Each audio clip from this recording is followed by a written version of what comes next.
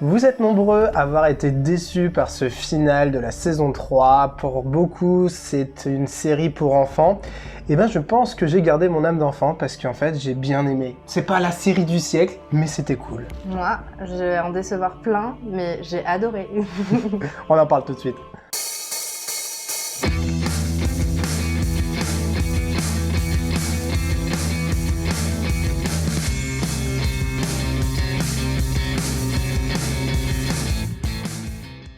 Salut à tous et bienvenue sur Symbole Vidéo. Je suis en compagnie de Saud et Salut. Je suis Cam. On va vous parler de The Mandalorian saison 3. C'est le bilan, ça y est, on a tout vu. Un plaisir, comme on a dit en introduction, j'avais bien aimé ce début de saison, j'ai bien aimé la fin, même les péripéties où beaucoup disent que on voit trop de Mandaloriens et puis que c'est pas si fou que ça. C'est la série sur les Mandaloriens, donc si vous n'aimez pas les Mandaloriens, au bout d'un moment, la regardez pas. Enfin, si ça vous saoule...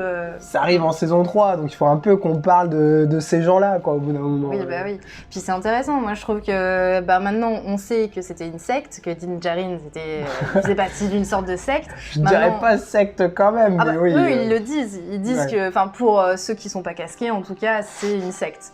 Donc, on commence à voir les différentes... différents clans. Les différents clans, c'est ça. Les différentes religions, même parce que t'as beaucoup le côté, finalement, mystique. Exact. Ouais, c'est ça. Justement, avec les créatures mystiques, le mythosaure, etc. Ouais. Ah ouais, c'est un... Moi, je trouve quand même assez fou qu'on prenne 2 secondes et qu'on se dise quand même que tout vient d'un personnage, Boba Fett, qui avait très peu de répliques dans les 3 premiers films, parce qu'à la base, ils font un costume, ils en voulaient plein, ils voulaient une armée de Boba Fett et ils avaient le budget que pour en faire un seul. Ah merde. Et ils se sont dit, qui va rentrer dedans? Tiens, toi là-bas, à la technique, viens, rentre dedans. Et c'est pour ça qu'il dit très peu de mots, parce que c'est pas un acteur qui joue dedans. Et finalement, Boba Fett prend de l'ampleur, les gens surkiffent l'acteur, donc finalement, il devient acteur. Finalement. Et il fait les conventions et son visage devient connu. Finalement, Boba Fett fait vendre beaucoup de produits dérivés et ils se disent, mais c'est fou quand même. Okay. Et ça en devient une série, ça en devient avant tout une histoire. Mandalore, qu'est-ce qui s'est passé, etc. Et on en arrive là et c'est trop bien. Moi, je trouve que l'histoire est bien faite, en fait. On a un historique, mais là, comment il développe et tout ça, moi, j'ai adoré. Franchement, c'est plutôt bonne saison. Et en plus, je trouve beaucoup plus de rythme dans cette saison, beaucoup moins d'ennui. J'avoue que vers le milieu, c'est vrai qu'on était un petit peu longué. Mais moins que sur les autres saisons, je trouve. Ouais. Pour beaucoup, la saison 2 était très bien. Oui, parce qu'il y avait des plans iconiques. Ce qui pose problème, je pense, c'est la passation entre la saison 2 et 3, où saison 2, on finit...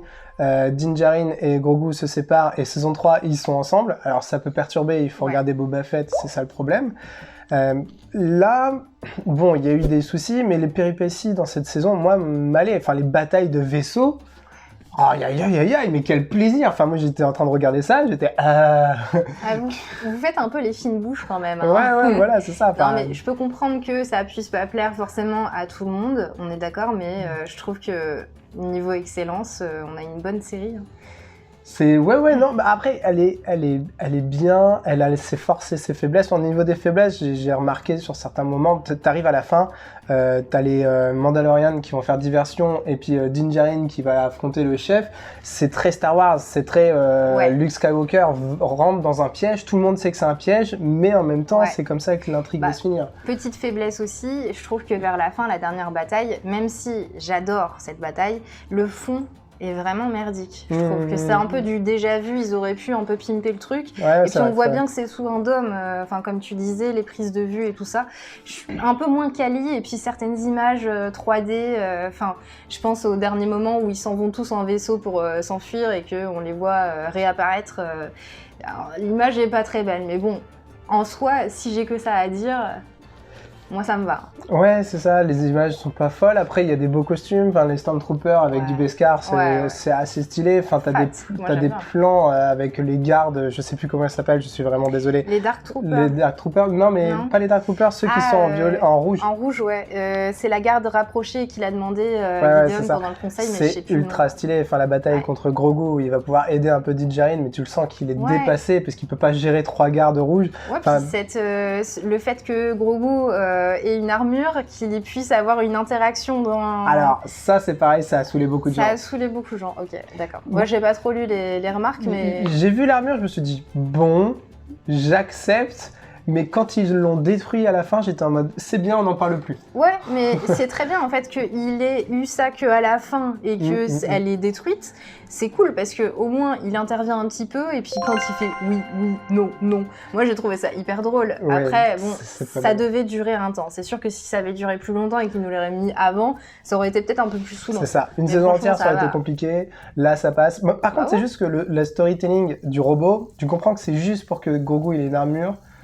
Non, c'est IG-12, donc en vrai, il y a eu un petit passif, parce que IG-12 a été quand même le protecteur de Grogu, comme si c'était un petit peu une nourrice. En fait, il devait s'en occuper, donc je pense pour Grogu, c'était un petit peu une figure maternelle, paternelle, tu vois, donc c'était cool de le revoir, et bon, on a la fin de l'histoire, parce que sur la deuxième saison, il essayait de le reconstruire, tout ça, bon, on a une petite fin, maintenant, basta, c'est bon. On a le storytelling sur justement des Giants qui a commencé à apprécier les robots, comme tu l'annonçais. Ouais, peut-être pas totalement quand même. Parce qu'il félicite quand même son petit robot rouge, tu sais, à la fin. Mais on voit sur Plaisir, quand il est sur la planète où il y a plein de robots, que il dit regarde si on avait eu des robots, comment on serait, quoi. Mais justement, sur l'épisode de Plaisir 15, c'est ça ? Ouais, je crois que c'est ça. Il n'y a pas beaucoup de personnes qui ont aimé cet épisode, justement parce qu'il était trop pimpant. Les deux acteurs que tu vois qui... Jack Black. Voilà, Jack Black, pardon. Je l'avais plus, j'arrivais plus à le dire. Moi j'ai trop aimé. Et ouais, c'est ça. Pour eux, c'était pas du Star Wars, tu vois. Mais si, c'est du Star Wars, parce qu'il y a le côté Star Wars où il y a les hauts commandants, machin, tout pimpant et tout ça. Moi, je trouve que c'était hyper cool de rentrer dans un autre univers, et ça m'a fait penser un petit peu, bon, j'avoue, à Marvel, tu vois, quand il se retrouve sur la planète et qu'il doit s'échapper et tout ça, enfin bref. Mais moi j'ai trouvé ça cool parce que on a des intervenants on n'a jamais vus, on trouve une autre planète, enfin. Et puis on récupère aussi le chef de la sécurité, c'est quand même... Oui, les Mandaloriens qui sont corsaires, là. Ah, alors, pas les Mandaloriens, mais le chef de la sécurité, je sais pas si tu as reconnu, mais c'est le Doc dans Retour vers le futur. Ah oui. Ah oui, c'est quand même. Ça qui me disait quelque chose. Et donc quand tu le vois, tu fais oh. Ouais, j'avoue. Non mais trop cool. On voit des petits personnages, Jack Black, moi je l'ai kiffé dans ce rôle un petit peu, genre à fond avec sa reine, mais en même temps tu sens qu'il c'est un petit coquinou, quoi. Ah non, moi j'ai bien aimé. Franchement, toute la série, j'avais peur que Mandalore ce soit vraiment à la fin de la saison, ce qui a été le cas, mais on avait une grosse avancée sur l'histoire au début de la saison, et donc on peut passer sur des péripéties justement avec la planète sur Nevarro. C'est pareil, il y a beaucoup de péripéties, t'as les pirates, mais j'ai trouvé ça stylé, et puis les combats sont beaux. Ouais, puis il y a une évolution, il y a un attachement, tu sais très bien que les personnages évoluent, ils sont assez bien écrits, assez bien faits. Moi, je trouve que cette série, au final, on s'attend à Star Wars à avoir des aventures, et moi, c'est ce que j'ai eu tout au long de la saison. Exactement. Et tout au long de la série, et je vais pas m'en plaindre, parce que j'aime bien, moi, ces petites aventures, c'est un peu jeu vidéo, Star Wars, enfin, on est vraiment dans l'univers. Après, si c'est parce que vous avez déjà vu et que vous avez peur du nouveau, bah, tant pis, ou si vous attendez encore mieux à chaque fois, ok, mais moi, je trouvais ça bien, en fait. C'est ça, t'as de l'action, t'as de l'aventure, il y a des secrets, t'as un niveau plus adulte qu'on voulait retrouver dans Andor, mais finalement on reste sur plutôt sur de l'aventure.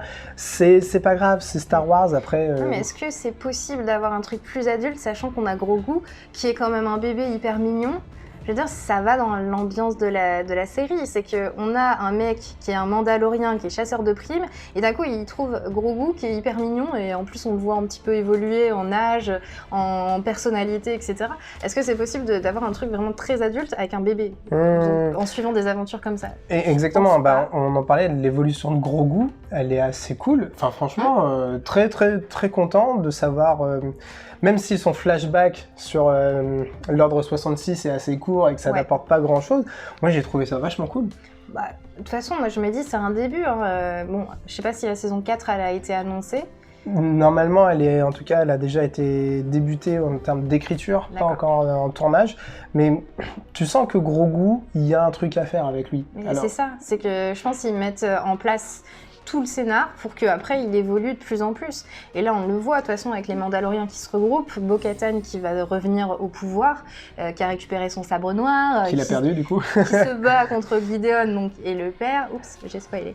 Non mais de toute façon c'est un bilan, donc c'est du full spoil hein, sur cette vidéo là. Donc ouais non, je pense qu'il y a une évolution même comme je disais au niveau des personnages. Moi je trouve qu'ils sont hyper bien foutus et puis c'est agréable, c'est ni trop ni pas assez. Moi je trouve que c'est juste bien, ils ont fait un bon travail. C'est ça, moi je résumerais comme ça, parce qu'on n'est pas encore à la conclusion, mais je dirais qu'on est sur une belle aventure. J'étais content toutes les semaines de retrouver mon épisode de Star Wars, même si voilà, je ne l'attendais pas profondément en me disant il va se passer des dingueries, parce que c'est pas le cas. Ouais. C'est sympa. Je suis d'accord avec toi. Tu passes un bon moment, mais ça s'arrête là. Après, est-ce que c'est pour du fan hardcore? Est-ce que c'est pour plutôt quelqu'un qui n'a pas une...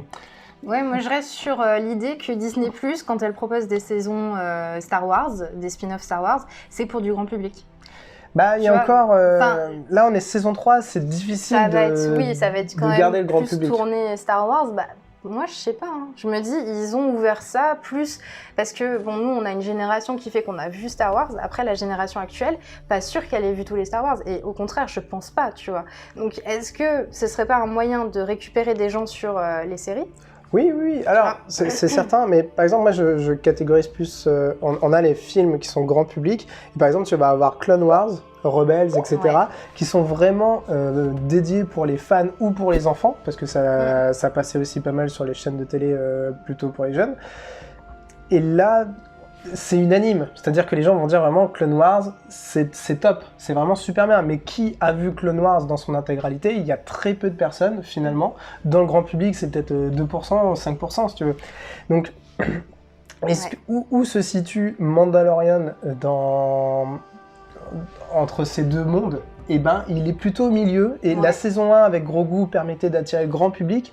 Là où la saison 3, le côté mignon de Grogu est passé, les gens regardent plus la série parce que c'est Grogu mignon, etc., et que c'est sympa, c'est grand public, mais plus parce que voilà, on est en train de découvrir Mandalore, on est en train de découvrir de Star Wars. Les gens en attendent trop, mais c'est... Ils veulent être surpris, avoir plein de références, être à fond dans l'univers. Après, je comprends ce truc. Moi non plus, je les attendais pas à la folie, quoi, ces épisodes. Je vais pas dire le contraire. Mais en même temps, quand tu le regardes, t'es content de l'avoir regardé. Ouais, clairement, ouais. On a par exemple Bo-Katan, exceptionnel. Moi, j'adore cette actrice, on l'avait dit en bilan mi-saison de Battlestar Galactica. Finalement, qu'elle puisse gérer le sabre noir, c'est trop bien, parce que Din Djarin, c'est le héros de l'histoire avec Grogu, mais qui puisse s'effacer de temps en temps, mais en même temps, c'est vrai, parce qu'on lui donne une certaine faiblesse. Tu vois, à certains moments, quand il se fait capturer, qu'il finit par se faire aspirer dans l'eau, les eaux vivantes, que c'est Bo-Katan qui va le sauver, on voit sa faiblesse, qu'il a quand même besoin d'être entouré, et à un moment, c'est ce qu'elle dit, Bo-Katan. C'est qu'ils sont peut-être pas forts tout seuls, mais ils sont forts ensemble, quand elle se bat contre Gideon. Et moi, j'aime bien ce truc de tous ensemble, ils sont forts. C'est assez sympa, leur état d'esprit, etc. Donc, Bo-Katan, elle rassemble. Puis même quand elle parle, etc., quand elle a réussi à rassembler les clans... Enfin, réussi, c'est un grand mot, mais bon. En tout cas, son personnage est... Pas mal, mais on te la vend en mode c'est un esprit torturé qui est roi de rien du tout dans son château. Et ça fait un peu... Voilà, ça fait un peu, je me pose et je médite sur ma situation alors qu'elle pourrait se sortir les doigts des fesses depuis longtemps, tu vois. Elle s'était fait abandonner par tous ses collaborateurs. Oui, Elle avait besoin de Din Djarin pour revenir un petit peu sur le devant de la scène, et c'est ce qui s'est passé. Donc après, à voir comment ça va se passer pour la saison 4, mais en tout cas, Bo-Katan... on le savait, cette saison, elle allait retrouver Mandalore, hein. C'était l'objectif, de toute façon. Objectif, retrouver Mandalore et tuer Gideon. Ouais, ils sont pas au courant qu'il existe, qu'il est encore en vie. Ouais, à mi-saison, en fait, on était bien pour le bilan mi-saison, parce qu'en tout cas, on a eu l'information comme quoi Gideon, il était en vie, quoi. Oui. Et il y avait du Beskar. Ouais, c'est ça. Non, Gideon, c'est pareil, c'est le personnage charismatique qui revient. Finalement, il est peut-être mort, peut-être pas. Finalement, tout ce pataquès sur la génétique, c'est pour faire des clones de lui. C'est pour faire ses clones, ouais. Ah oui, ce moment de « Oh, t'as tué mes clones !» Et puis c'est surtout que c'est terrible. Il arrive à voir Din Djarin sur les plans de sa map, Et il voit qu'il arrive et il dit « Vous inquiétez pas, je m'en occupe. »« Oh bâtard, t'as niqué mes clones entre deux !» Bah oui, je te jure, intercepte-le. Ce moment, de toute façon, c'était un peu fouillis quand même. Oui. J'ai bien aimé les combats, les batailles et tout ça, on en reviendra plus tard. Mais c'est vrai que c'était un peu fouillis, on sait pas trop qu'est-ce qu'ils ont foutu dans le scénar. Bon, t'es là, t'es pas là. Fermez les portes, ouvrez les portes, non, refermez-les. Je pense qu'ils se sont vraiment mis sur... Ils étaient là, les scénaristes se sont dit « Ouais, il faut quand même des scènes impactantes pour la fin de la série. Qu'est-ce qu'on peut faire? Un sacrifice héroïque. Oui, on va fermer une porte. Parfait. » Voilà. Pareil, le grand méchant, il faut qu'il se batte dans une grande salle. Ah bah oui, mais il peut le voir sur la map. Et est-ce qu'on parle de l'armure en Beskar de Gideon qui rappelle fortement un certain Dark Vador? Ouais, Dark Vador, ouais. Franchement, son armure, on est d'accord, elle ressemble un petit peu à Dark Vador. Oui, mais il a des petites cornes. Oh. Je sais pas si t'as vu, il a des petites cornes. Ouais, il a des petites cornes. Alors, j'avais pas vu les petites cornes. Moi, ça me faisait plus penser à un Dark Trooper amélioré, mais oui, ouais, d'accord. Ouais, mais en fait, c'est le casque et sa cape est tout en noir. Je me suis dit, oh, c'est qui lui? J'ai même pas reconnu Gideon. Trop stylé pour être Gideon, de toute façon. Non, un petit peu de manque de crédibilité pour Moff Gideon, je trouve. Il est méchant, mais c'est un peu comme Ren dans... je dirais pas jusque-là avec notre super acteur qui joue Moff Gideon, mais... Oui, c'est un bon acteur. Après, son rôle est pas très impactant. Comme tu dis, il voulait des scènes impactantes, mais pas trouvé si impactant que ça. Et pourtant, les scènes impactantes, moi je trouve, c'est quand on a la réunion entre les gars de justement la... Ah, le conseil. Ouais, le conseil. Oui, c'est en fait, les gens qui veulent rétablir l'Empire. Les impériaux. Ouais, qui se collent. Et ça, c'est des super scènes, justement, pour montrer comment les impériaux continuent de grandir pendant que... Oui, et puis on a aussi un petit easter egg, c'est qu'on a aussi on parle de Thrawn. Oui. Donc ça, en fait, il prépare le terrain de Thrawn, mais Gideon, il dit, bah ouais, mais il est où? On sait même pas qui c'est, il est jamais venu, est-ce qu'il viendra un jour au Conseil? Mais, très intéressant, parce que moi, on avait parlé de Thrawn, et ça pourrait être un gros méchant d'ici la saison 4. Bah, c'est surtout qu'on l'aura dans Ahsoka. Tout à fait. Normalement. Tout à fait. Bah, logiquement, oui, vu que c'est son padawan.